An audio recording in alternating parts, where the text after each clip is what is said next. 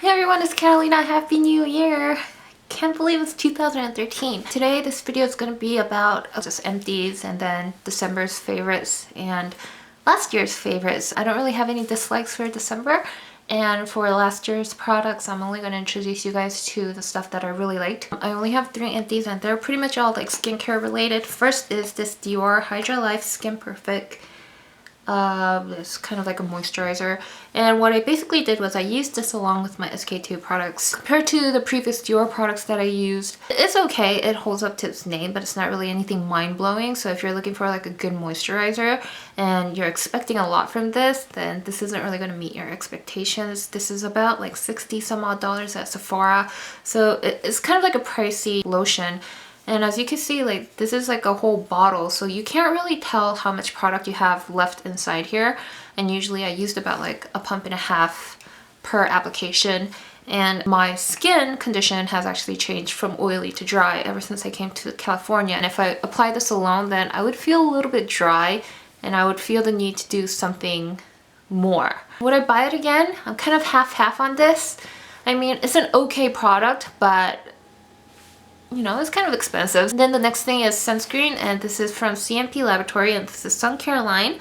This is for all skin types. It has SPF 50 plus, and I got this last year and I finally used it all up. I said on my blog review that it doesn't really have any scent to it, and I was kind of wrong because at first when you smell it, it really doesn't seem like it has any scent to it, but it actually has like a very mild scent. It's pretty thick for a sunblock lotion. It dries pretty matte, so it doesn't leave you like that oily, filmy, you know, type of thing on your skin, and it just kind of absorbs really quickly. CMP products are really hard to get in the States or anywhere outside of Korea, but if you could lay your hands on the products, I would really recommend the sunblock lotion. Out of all the products from the CMP line, I actually like the sunblock the most. And then last but not least, this was in my glossy box, and it's from Amore Pacific, and it's a Hydra Bond Refreshing Hydrogel Oil-Free Moisturizer. And it's pretty much the same as the Dior Skin Perfect one. They're both gel types. They pretty much have similar consistencies. Out of the two, which one would I prefer? Neither. I don't know about the price range because I haven't bought this in full size, but this actually leaves like that oily, filmy kind of look to your face after you apply it. So if you kind of want like more of a matte finish, then I would go with Dior, but Dior isn't perfectly matte. It's just compared to this. Does this hydrate my skin a lot? I mean, it does the job, but you know, I wouldn't be totally mind blown. I have 2 favorites for December, and that's it. I don't have any dislikes. For some reason I liked everything I used in December, and they're both Tarte products. So the first one is the Clean Slate Poreless Perfecting Primer. For some reason in the area that I live, I go to multiple Sephoras, and every time I go there I look for this product, it's always sold out. And this is absolutely amazing. It kind of has that silicone texture to it, and it freaked me out at first because usually primers that have that texture, I don't do well because I start breaking out, but this, fortunately enough, didn't break me out at all. And you really need yay bit to cover like most of your face. And trust me, my face is not a small face, and if I'm saying like cover my whole face, then if you have a small face, you need half of what I'm using. It just instantly creates a very, very smooth surface.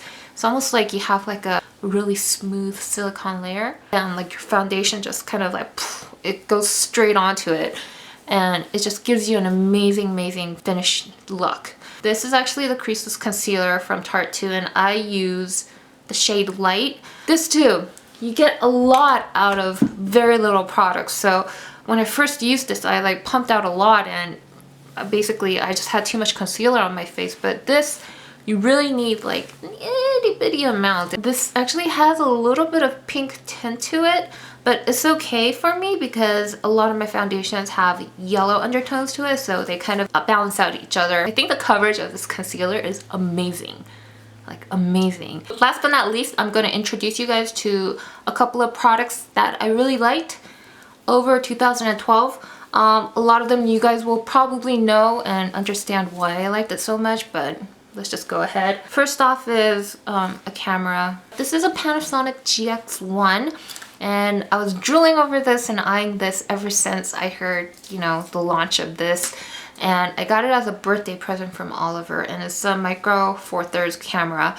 So it has interchangeable lenses. It takes beautiful pictures, awesome videos. I mean, the quality, you can't beat it. I use it every day. I have it in my purse every day. So, you know, I at least take a picture or film something or do something with it every day. And it's such a practical camera too. All right, next is foundation, and I'm pretty sure you guys know, but it's this Nars Sheer Glow foundation. I just realized that this comes off. For some reason, like all this time, I just thought it was like this huge cap and like this body, but oh, it actually comes off like this. Okay, that makes sense. So my shade is light too. I thought this was like a perfect foundation to achieve that really dewy look. This doesn't really build up that much oil on your face, and even though it says sheer, it's not really sheer. It has a lot of like coverage. This much covers pretty much all of my face, which is pretty good. I think it's definitely worth the money. Alright, next is Chanel Rouge Coco Shine, and it's the 63 Rebelle color. I can't really say I used it every day, but it's like the most worn lipstick of 2012. It doesn't run out as much as you would think it'd run out because it's pretty sheer, like so. As you can see, this is the amount that I used throughout the whole year. And trust me, I wasn't stingy with the usage. I mean, look at how much product I have left. It's a very versatile color. Interviews, go out casually to meet my friends, work. You can wear it in so many different occasions, and it just like fits with like any sort of outfit. For eyeliner is this Lavera eyeliner, and this is a number 2. And this is a brown color. Kind of like a dark brown. As you can see, it's kind of like a dark brown color. I love this eyeliner. I hopped through a lot of eyeliners, but this is basically what I've been using in 2012 ever since I received it. It's a little bit creamy. LA was pretty hot during the summer, and I had this in my bag all the time, and sometimes when I would take it out, it'd kind of be a little bit creamier than usual, but you know, you could work around with it. Last but not least is something that's related to skin. For those of you guys who have not been following me for a while, I've been coming and disappearing on and off of YouTube for quite a while. The acne kicks in, and I just feel so bad about my appearance. I don't want to do any YouTube videos, so I disappear for a period of time, or I barely make any videos. But behind that is a lot of reasons, like one, I'm either too busy, or two, like when I'm too busy, my skin starts to break out. It's probably because of stress or hormonal changes, and I get these like nasty breakouts. Back in 2010, up until like late 2011, I had these massive breakouts all over my chin, down my neck, like, you know, it was just horrifying. So how did I clean out my acne? Well, I think the number 1 cause is actually birth control pills. I came to LA in January last year. It's already been a year. Time flies. As soon as I came here, I went and got prescriptions for birth control pills. Now, it's not really my first time ever trying birth control pills. I've actually had trials and errors of multiple brands, and when I was in New York, I was trying like this and that, and you know, they never worked. I would always have side effects, but it never had a direct impact on my acne. Now, this one is the first one that I got when I came to LA, and immediately it worked.